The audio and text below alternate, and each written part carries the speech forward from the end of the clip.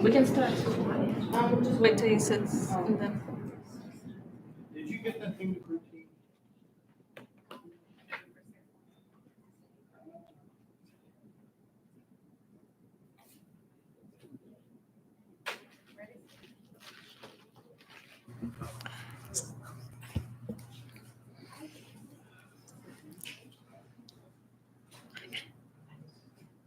This meeting will go live in 3, 2, 1. Good morning. Please silence all electronic devices for the duration of the meeting. Welcome to the June 16, 2025 Finance and Audit Committee Joint Finance and Audit and Operations and Safety Committee meeting. I'm Councilmember Gil Schilso, chair of both committees. The meeting format is hybrid. Quorum is physically present at the HART Administrative Offices, 1201 East 7th Avenue, Florida Conference Room, and the rest of the committee are participating via communication media technology. Please look at the screens of your devices. An image of the flag is displayed.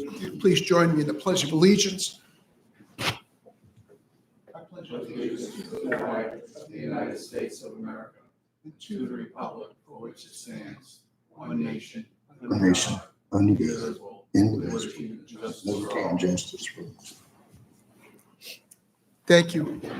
Excuse me. Before we move to public comment, I would like to make a statement. We are deeply saddened by the passing of City of Tampa Councilwoman Gwen Henderson, a dedicated public servant and steadfast advocate for our community. Councilwoman Henderson joined the HART Board of Directors in June of 2023 and brought with her a passion for equitable and accessible public transportation. Her legacy will live on to the many lives she has touched and the community progress she helped to shape. We thank Councilwoman Henderson for her service to HART and to the community. May she rest in peace. And please join me for a moment of silence.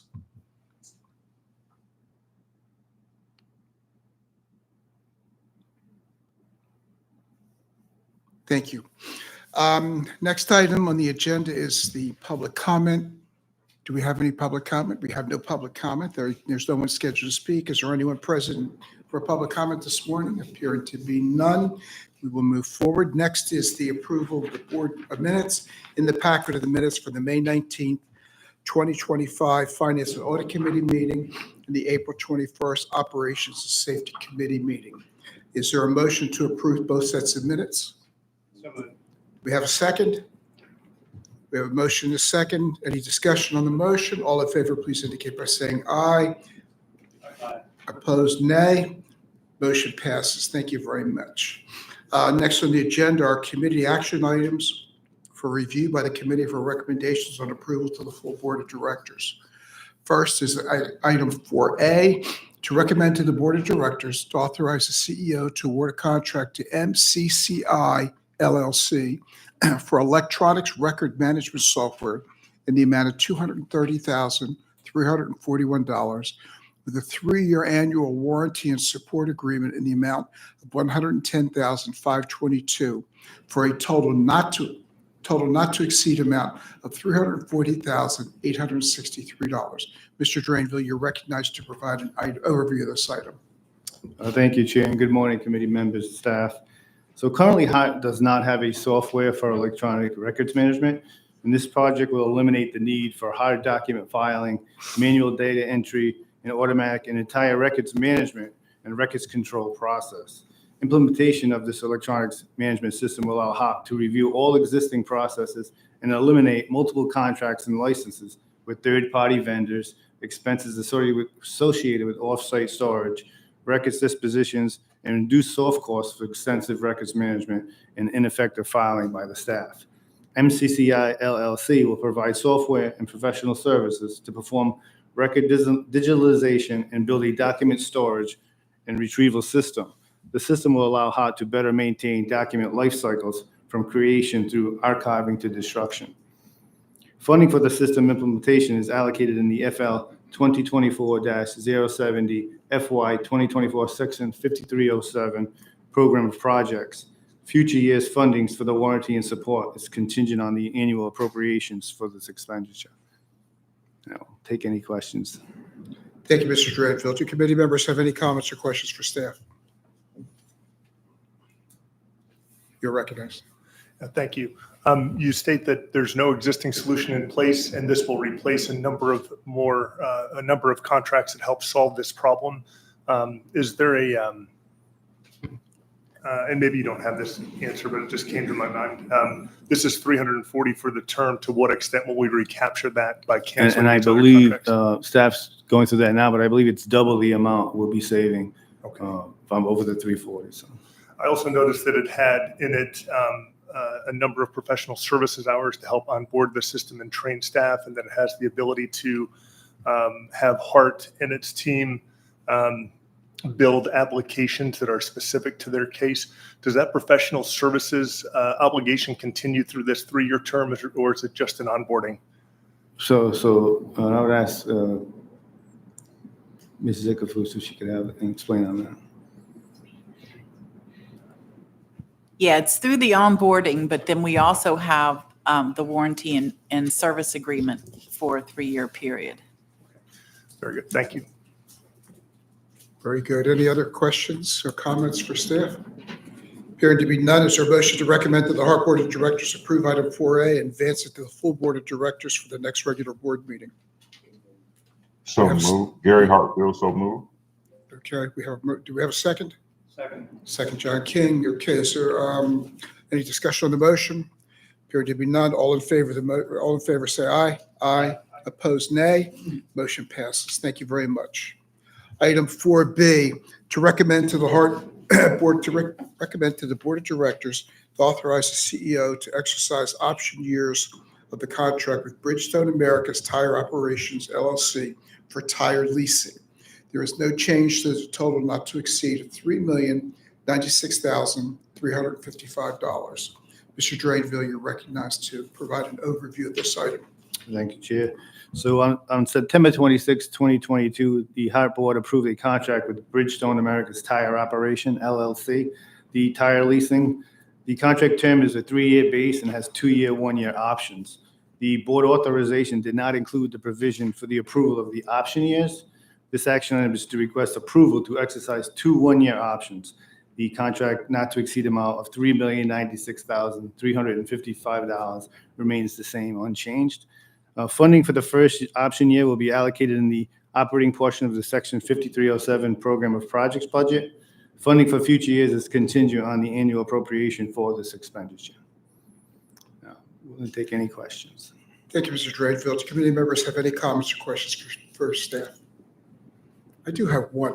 How come we didn't, I don't remember. Why didn't we do the whole 5, or do we normally do it that way? We would come back for the option years later. I would say that this contract was prior to my leadership. Yeah, I don't remember. I was hoping somebody, yeah. Was there a particular reason?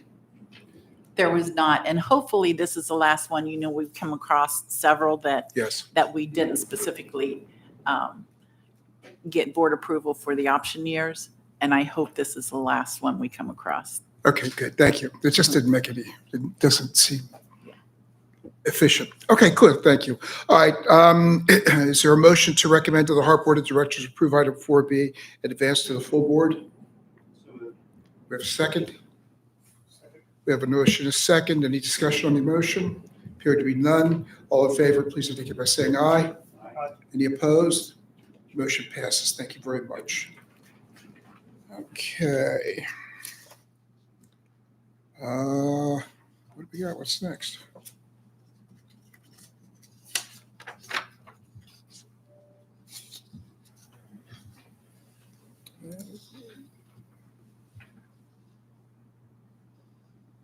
Okay, all right. So committee action items next with a presentation would be to recommend to the Board of Directors to approve the Hillsborough Transit Authority of Hillsborough County fiscal year 2025 budget amendment.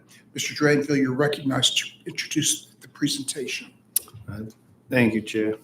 So the Florida statute, Chapter 189, 418 allows for a budget amendment within the current fiscal year once the budget is adopted.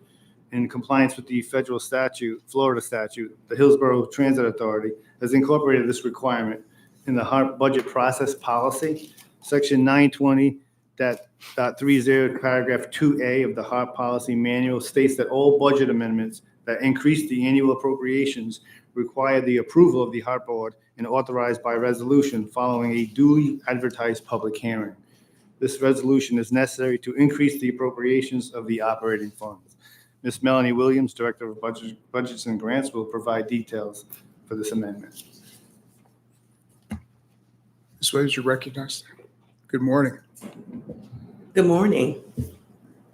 Good morning, Chair, members of the committee, and Mr. Drainville. My name is Melanie Williams, Director of Budgets and Grants. This is the presentation on the FY25 proposed amended budget. On September 23rd, 2024, the HART Board of Directors adopted the FY25 budget. We anticipate that we will exceed the annual appropriation, and Mr. Drainville stated, per the Florida statute and HART policy, all budget amendments that increase the annual appropriation require the approval of the HART Board and a public hearing. So this presentation will include the amended proposed operating revenues, operating expenses, public outreach, and then the board resolution. This is the FY25 proposed amended operating budget for revenues. Revenues are trending at the budgeted amount. However, this is a balanced budget. To balance the budget for the increase in the appropriations, a transfer of $2,155,929 will be made from the operating reserves. The total proposed operating revenues is $119,461,494.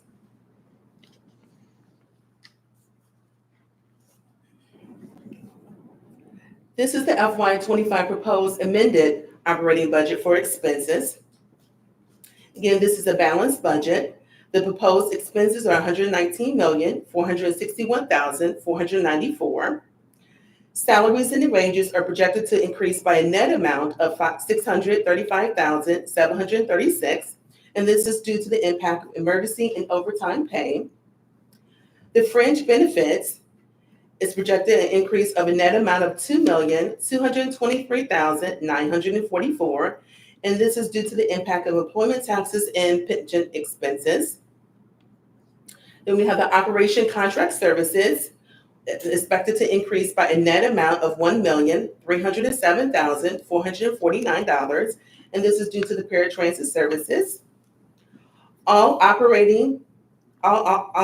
operating expenses are expected to decrease by a net amount of $2,011,200. This brings us to a total 2% increase of $2,155,929, increase from the adopted expenses of $117,305,565.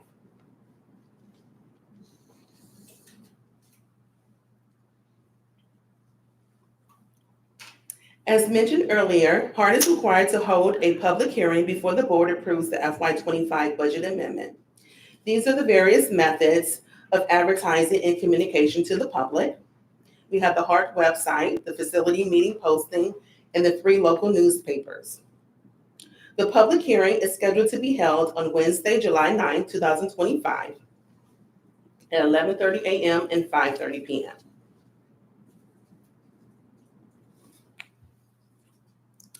This brings us to the committee action, where staff requests that the Joint Finance and Audit and Operations Safety Committee review the committee action item, resolution of the Hillsborough Authority of Hillsborough County, Florida, approving, this is blocking the slide, okay. Resolution of the Hillsborough Transit Authority of Hillsborough County, Florida, approving the fiscal year 2025 budget amendment, and advance this item to the full HART Board of Directors on July 21st, 2025 regular board meeting. And this concludes my presentation. Okay, thank you. Are there any comments or questions by members for committee members for staff? I do, if I may, and this is not a gotcha, but it's, I would have expected the salaries, and I'm sorry, the fringes to be more of a percentage of the salary increases. Not necessarily for today, but for the board meeting, for the full board, so that there's complete understanding of what it is. Can we get a better delineation of what that second line item is in that list of increases? I mean, it went. Of that $2 million? The 2 million, yeah, that's a big number. And also the contract dealing, I believe that deals with yellow cab type thing. So maybe we could expand upon that a little bit. The savings are one thing, but the increases in expense are quite significant. If we could get a better, for our purposes today, and we've discussed it in meeting prep for this, but I just don't want us to get questions at the board meeting on the 21st that it will be difficult to, we shouldn't have to explain it again. Okay, so if we can. You are correct. That is normally, you'll see the correlation of the fringe with the percentage of the salaries and wages. However, as stated before, it's the state pension. We need to budget, after the analysis, we need to increase that budget amount for the state pension. Okay, I'm just saying. So that normally it is a correlation of a percentage, but however, we didn't budget, we looked at the analysis and we didn't budget enough. So we projected it would be an increase of 2.2. Well, how often do I know at Temple Terrace, we get those projections every other year. And you have to budget next year with the number you're given this year. So my interpretation, that is, you got your next evaluation in and it's higher than what we had originally planned in the budget. Everybody's got to recognize that budget was a year ago. We were here last year this time with that number, and things change, so. That is correct. Normally, it does come out with the state, so around July, so yes. So, okay, good, very good. All right, I lost my place. My apologies, hang on just 1 second. You think I would have memorized this by now? Okay, so is there a motion by this committee to recommend to the HART Board of Directors approve the item 5C, I guess it is, and advance to the full Board of Directors for the next board meeting? Do we have a second? Okay, we have motion second. Any discussion on the motion? Appearing to be none. All in favor, please indicate by saying aye. Aye. Anyone opposed? Motion passes. Thank you very much, Melanie. Thank you. Excuse me, Ms. Williams. Okay, next on the list, next on the agenda are presentations. We're going to basically the operations and maintenance monthly metrics reports. Next presentations, and first is the operations and monthly maintenance metrics report for April and May from Mr. Anthony Haywood, Director of Bus Operations, Mr. James Sakor, Director of Paratransit, Mr. Nicholas Goldburn, Director of Fleet Maintenance, Mr. Dale Smith, Director of Facilities, Mr. Richard Campbell, Chief Safety Officer. Mr. Drainville, you're recognized to introduce the presentations. Thank you, Chair. Like Chair Sister said, this morning's metrics report will cover the months of April and May, starting it off with Mr. Anthony Hayward. Good morning, Mr. Chair, Directors, Mr. Drainville. I'm here to give my bi-monthly presentation on our performance. Our first slide here is basically talking about our on-time performance trend for all three modes for the last 6 months. As you can see, for fixed route, which is in the blue, we are steadily climbing higher and higher to get to our goal of on-time performance at least 75%, as well as our other modes of operations are doing well as our on-time performance. This is also April and May ridership mode. Total overall, you can see from April to May, we did increase in our, well, I'm sorry, we had a slight decrease from April to May in our ridership. But as far as the continuous growth we're doing on our ridership, we are steadily in our normal ways that we normally are. Again, our 6-month ridership trend, as you can see, we do have a kind of a roller coaster ride that we're doing. April was a little higher. We slightly decreased in May, just because we looked at it from spring break aspect and people not necessarily riding the buses from school. Our weekly ridership on our daily ridership, of course, our Route 1 does our high performing value. Of course, it's the free ride. So a lot of riders that would ride in our other routes are jumping on our Route 1. So that's why we think our increase in our daily ridership for our Route 1. But our 6, our 34, our 400, all are, steady increases with our weekly ridership. As well as our on-time performance, of course, the higher, the 42, of course, doesn't have the same amount of ridership as our other routes, but we do right now, we are in that steady 70% for our high ride, the Route 1, the 36, the 34. So we are performing at levels that we think our overall, of course, went up from April to May.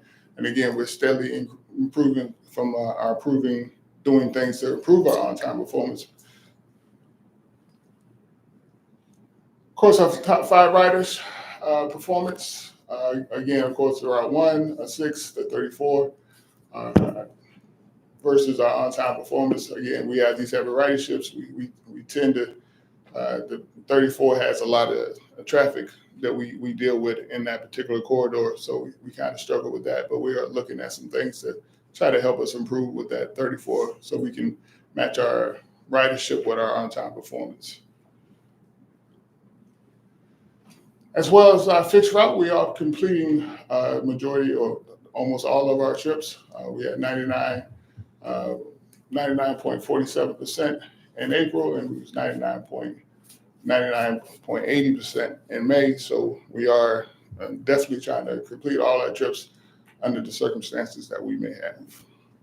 With that, that's all I have. Any questions that you may have for the fixed route service? Any question on fixed route? I do. Any? Okay. Question, just curious, can you get back to slide 6? One more. Okay. Oh, yep, 1, 2. Okay. The differential in the Route 1 and Route 6 for months, the neck and neck. Route 6, I mean, we're very, very close. So I would imagine the average percentage on the average ridership on Route 6 would have been about 3,500. Okay. Any idea what the projection is of fare box recovery? Were we able to maintain this not being free? You know what I'm trying to say? How much revenues would the fare box generate? And this is something maybe it's just let me know. I don't want to just throw something out there to you. No. I don't know. No. I just wonder if we could just figure out a way to do this on our own, because this funding dries up coming January 1st. Yes, sir. If we could maintain it, how much of that would offset? I know it's not going to cover the whole thing, Right. but that's just a curious question, because I didn't catch the numbers quick enough. If we could just a ballpark. Yes, sir. Okay. We can look into it. That's impressive. That's an impressive jump. Okay, thank you. You're welcome, sir. Any other questions or comments? Thank you very much for your presentation.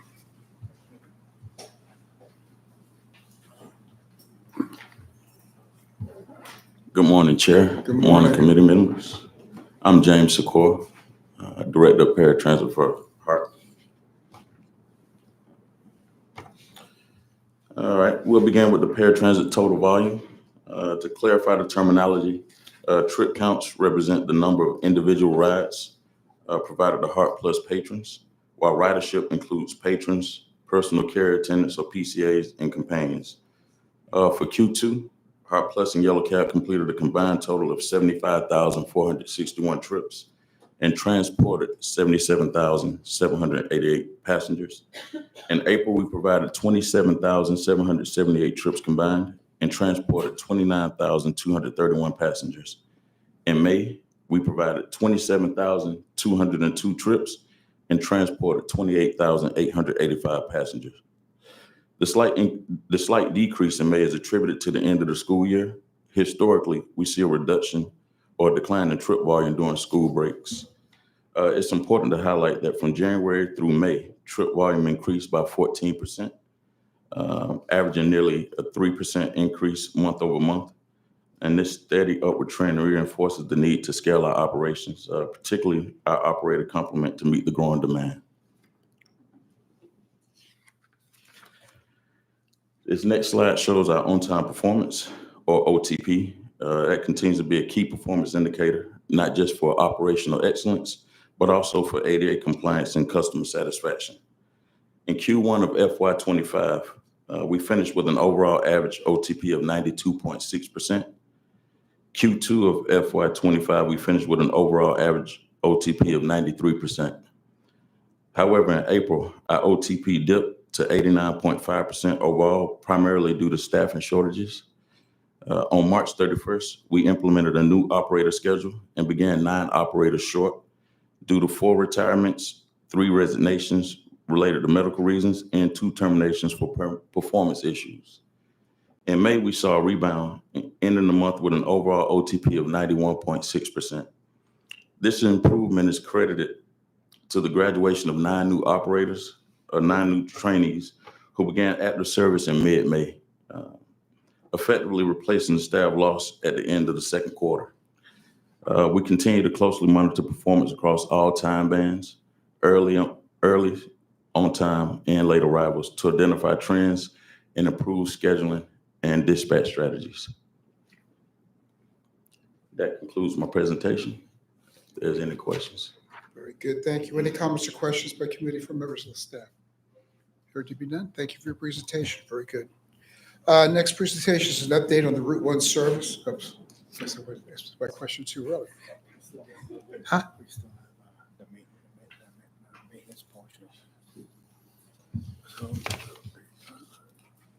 Okay, all right. Mr. Coburn. Good morning. Good morning. Mr. Dramble, Chair, members of committee, staff. My name is Nicholas Coburn. I'm the Director of Fleet Maintenance. I will be presenting your April and May metrics. Over the last 6 months, the staff has launched an aggressive campaign to improve the state of good repair across the fleet. With no new buses on the immediate horizon, we've embarked on rebuilding engines, replacing transmissions, and also replacing engines. These tasks can range between $20,000 to $80,000. We believe we're now seeing positive effects off these campaigns. It's a bit early. We're still monitoring the data, but I do want to add that for the month of May, we actually met our goal for fleet availability. Our goal is to have 80% of the fleet available for the morning service. April, we came in at 78%. We're seeing positive impacts across all our metrics. Another one of our metrics is our safety and compliance. Our goal is to inspect our buses every 6,000 miles. For this fiscal year, we've conducted 760 safety inspections. For the months of April and May, those compliance inspections were at 100%.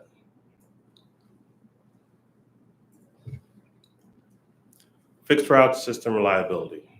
Our goal is to drive 15,000 miles between a major mechanical failure.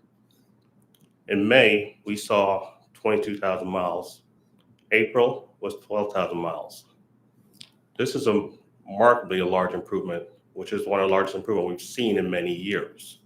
We're going to continue to monitor the trend, and we're hopeful that the efforts of staff and folks working back in the garage rebuilding these jobs, which can take up to 2 weeks to rebuild an engine, they'll continue to see the positive effects of their labor.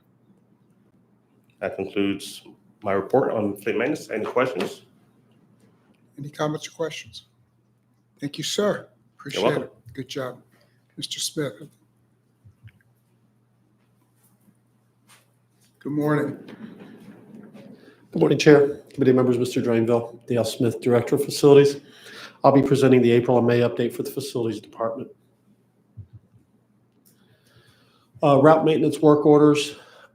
These are us representing the shelters that we clean, and the different stops that we address. Could be broken signage, whatever the work order happens to be. These are 100% completed in each month. In the facilities department, these represent our preventive maintenance work orders where we're actually trying to maintain the equipment to prevent any type of equipment failures. And the demand requests are requests where we have to get a service call and go out and take care of it. Again, 100% completed each month. During Hurricane Milton, we did receive some minor damage here at the facility. The trees in the front were damaged due to the high winds.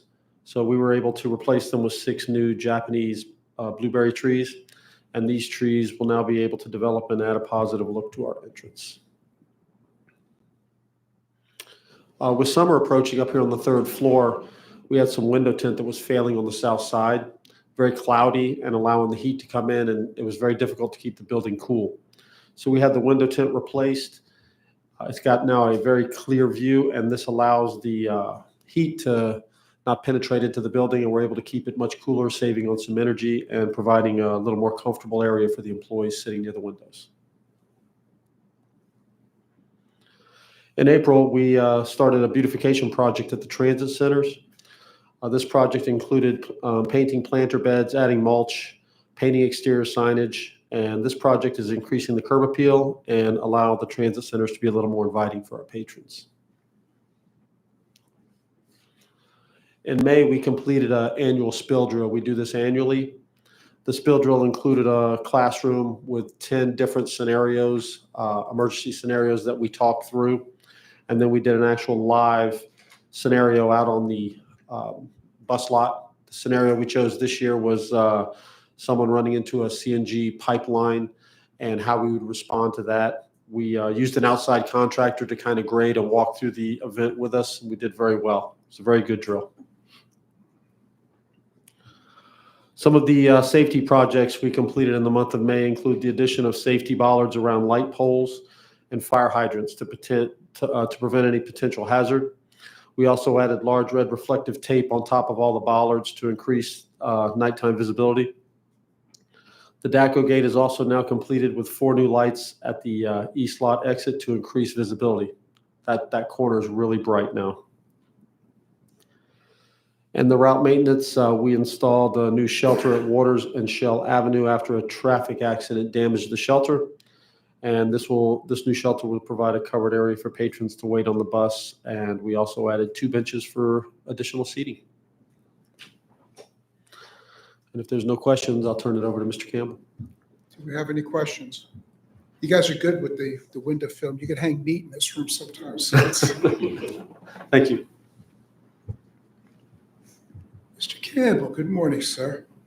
Good morning, Chair, Directors, Mr. Drainville. My name is Richard Campbell. I'm Chief Safety Officer, and I'll be delivering the monthly metrics for safety. For the months of April and May, we had 0 injuries to report, 6 safety events, and 1 assault.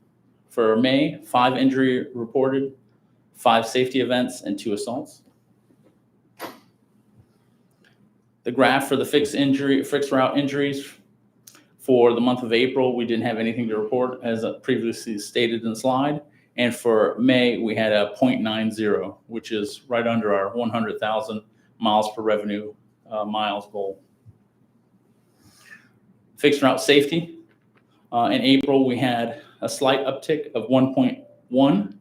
And then for the month of May, down below our goal of 0.90. Paratransit route safety for April and May. We had nothing to report for the month of April and 1 injury for the month of May.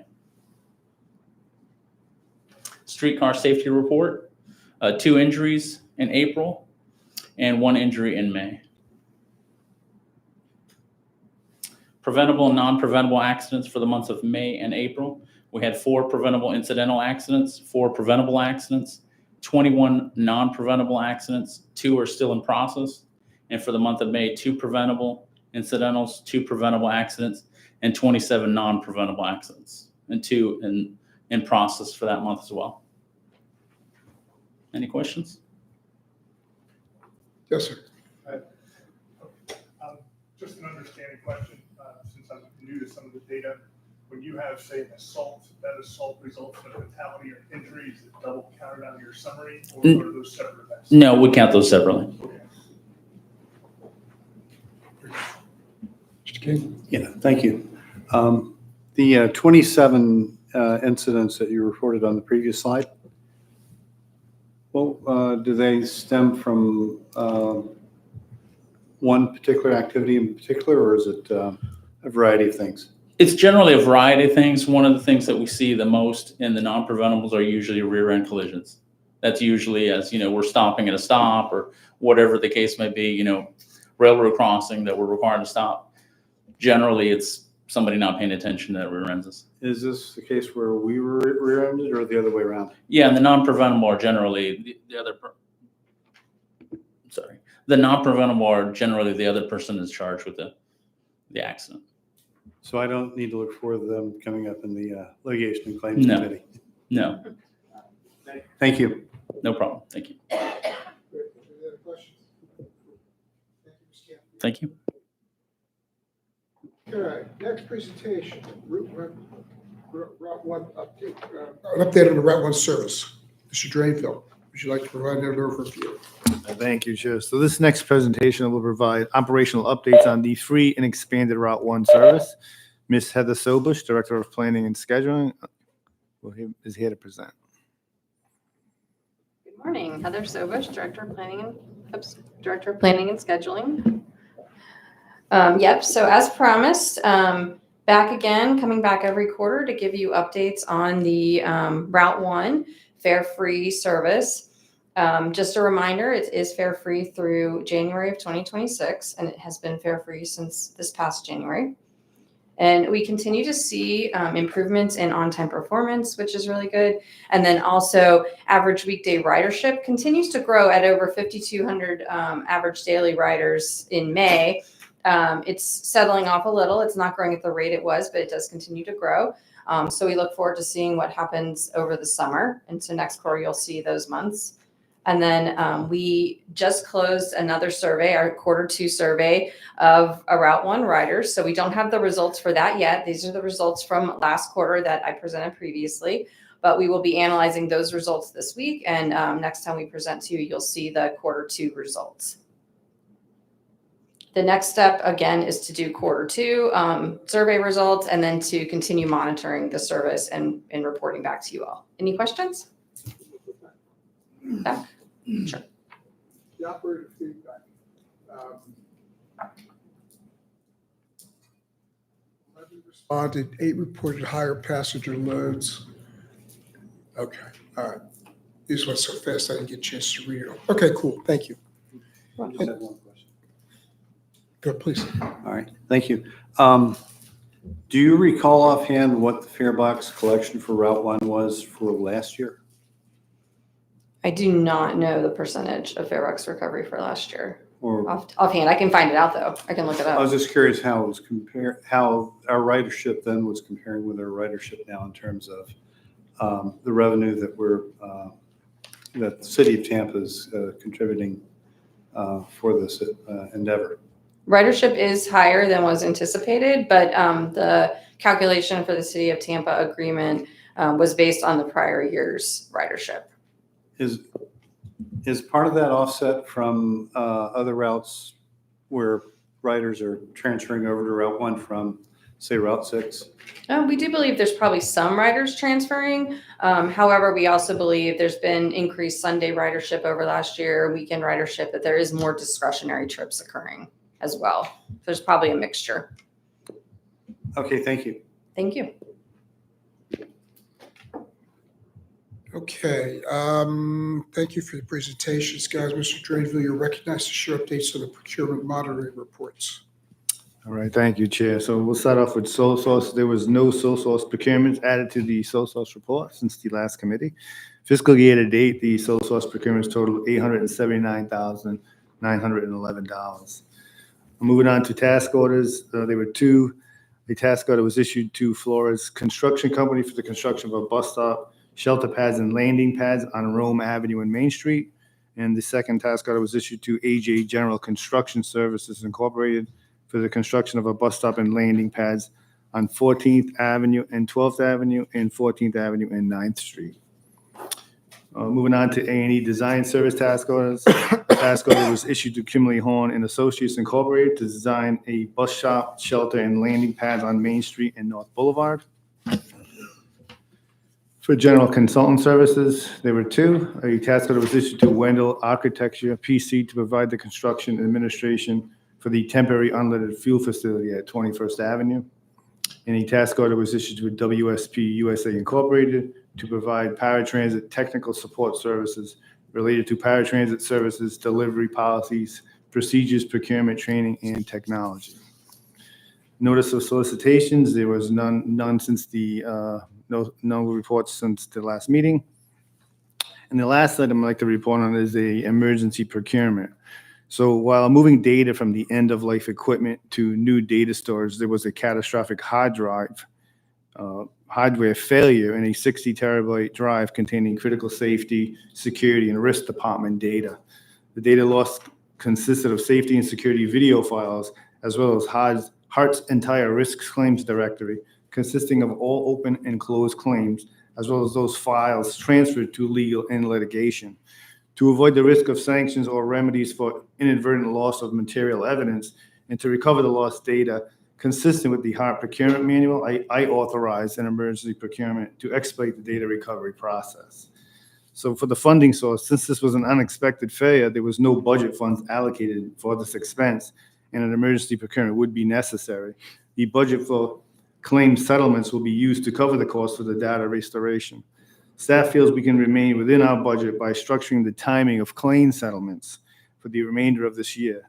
Staff received a quote from Data Recovery Company totaling $74,835.70. And I'm willing to take any questions. Do you have any questions of what occurred? Okay, thank you. All right.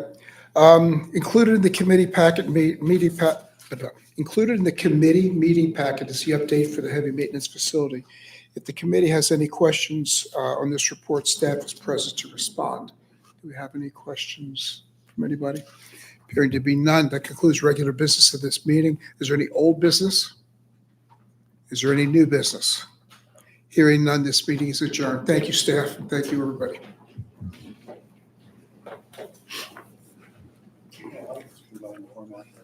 Pardon me? I like this combined format. Yeah, yes, yes.